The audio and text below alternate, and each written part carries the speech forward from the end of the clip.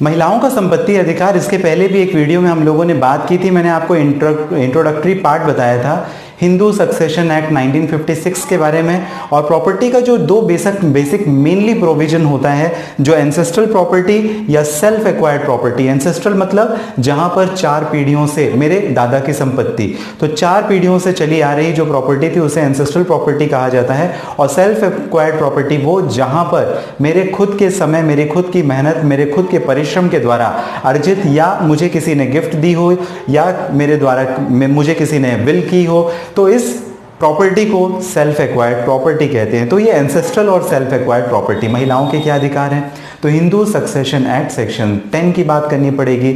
जी हाँ, एक और महत्वपूर्ण बात मैंने बताई थी। सक्सेशन एक्ट, जो हिंदू सक्सेशन एक्ट 1956 है, उसमें जो प्रॉपर्टी कंसीडर होती है वो इंटरस्टेट प्रॉपर्टी कंसीडर होती है। इंटरस्टेट प्रॉपर्टी का क्या मतलब? जहां पर कोई वसीयत नहीं लिखी गई, जहां पर कोई दानपत्र या गिफ्ट नहीं बनाया गया, उस प्रॉपर्टी को इंटरस्टेट प्रॉपर्टी बोलते हैं। मतलब इस तरीके की प्रॉपर्टी आप ऐसा समझ लीजिए जहां पर किसी भी तरीके की कागजी कार्रवाई नहीं करी गई और यह नहीं बताया गया कि मेरे मरने के बाद यह प्रॉपर्टी किसको मिलेगी या कैसे होगी। तो हिंदू सक्सेशन एक्ट 1956 का कानून है और सेक्शन 10 स्पेशली महिलाओं की बात करता है। इससे भी पहले हम लोग ये समझ लेते हैं कि आखिर किन पार्ट्स में क्लासिफिकेशन होता है हिंदू सक्सेशन एक्ट 1956 के कानून के आधार पर। 4 बेसिक पार्ट है। आगे बढ़ने से पहले मैंने आपको कहा नहीं, लेकिन अब कह देता हूं, रिक्वेस्ट है मेरी, सब्सक्राइब नहीं किया, आपका अपना चैनल है ऑनलाइन लीगल एडवाइस, सब्सक्राइब जरूर कीजिएगा। आप अशोक पांडे के साथ बने हुए हैं। चलिए बात करते हैं अपने मुद्दे, अपने टॉपिक पर कि महिलाओं का संपत्ति पर पति की या पिता की क्या अधिकार होता है और हिंदू सक्सेशन एक्ट की धारा 10 क्या कहती है इससे संबंधित।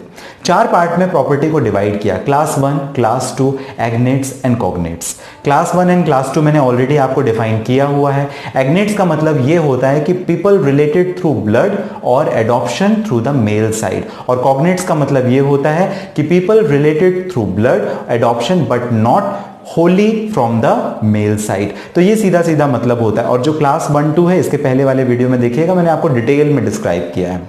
हिंदू वाइफ का क्या अधिकार होता है? सेक्शन 10 बहुत ही महत्वपूर्ण है, जहां पर सीधे आसान शब्दों में मैं अगर आपको बताऊं तो पति की संपत्ति पे आपका एलिमनी का राइट है। एलिमनी तब जब आप तलाक का, जुडिशियल सेपरेशन का, रेस्टिट्यूशन ऑफ कॉन्जुगल राइट का, या कोई और फैमिली कोर्ट में केस फाइल करें, मेंटेनेंस या एलिमनी से रिलेटेड कोई केस फाइल करें, उस कंडीशन पर। लेकिन जीते जागते अगर आपकी पति की खुद की सेल्फ एक्वायर्ड संपत्ति है तो उस पर आपका अधिकार नहीं बनेगा। आपका प्रॉपर्टी राइट आपके पिता की संपत्ति पर बनेगा अगर वो प्रॉपर्टी भी इन स्टेट है तो। क्लियर है? और आसान शब्दों में समझते हैं, एग्जाम्पल के थ्रू समझते हैं।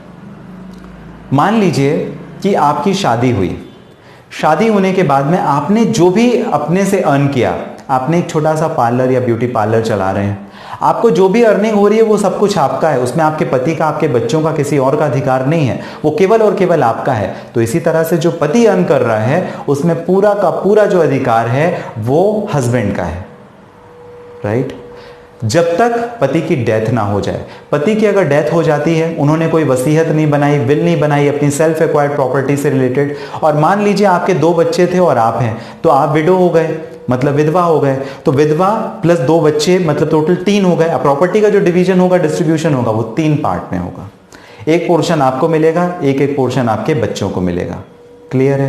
तो ये है सक्सेशन एक्ट जो कहता है धारा 10 के अंतर्गत, मतलब इक्वल शेयर्स मिलेंगे।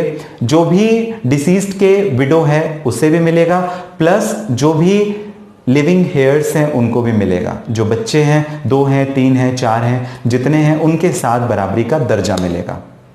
लेकिन जैसा मैंने आपको बताया था, आप कोई बिजनेस ओन कर रहे हैं या कहीं पे जॉब कर रहे हैं, आपने खुद से कुछ प्रॉपर्टी बनाई या आपको किसी ने गिफ्ट की थी या कहीं से आपको वसीयत में मिला था, विल के थ्रू मिला था, इस प्रॉपर्टी पर पूरा का पूरा आपका ही अधिकार है। उस पर आपके पति या आपके बच्चों का कोई अधिकार नहीं रहेगा। वो सोलली पूरी की पूरी जो संपत्ति है वो आपकी रहेगी। तो एक क्लियर स्पेसिफिकेशन है, मतलब वो दोनों के लिए बराबर है, मेल के लिए बराबर है, फीमेल के लिए भी बराबर है।